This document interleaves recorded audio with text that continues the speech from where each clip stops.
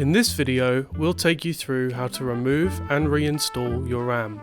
For both your own safety and to protect your hardware from possible electrical damage, always remember to turn your PC off and unplug all cables before continuing.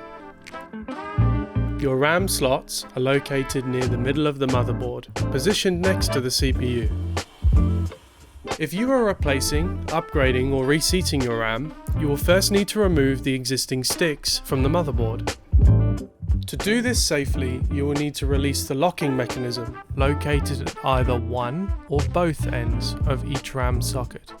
Press down on the release tab firmly until the end of the stick lifts and releases from the slot. Then carefully remove the stick from the motherboard.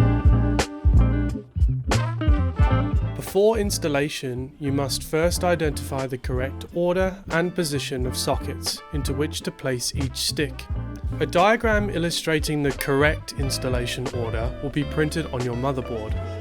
This diagram will both label the corresponding position of each socket on the motherboard and highlight which positions must be populated first for your PC to function correctly.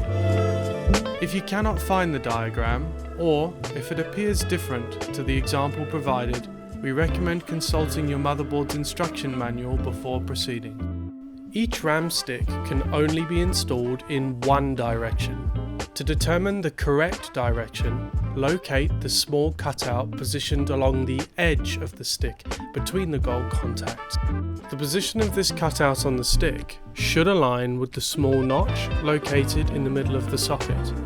Once aligned, insert the bottom edge of the stick into the socket and then gently lever in the opposite end until you feel it click into place. Repeat this process until all sticks have been installed. Now that your RAM is installed, you can replace your side panels and reconnect any cables or devices. If completed correctly, your PC should now post successfully and boot into your operating system.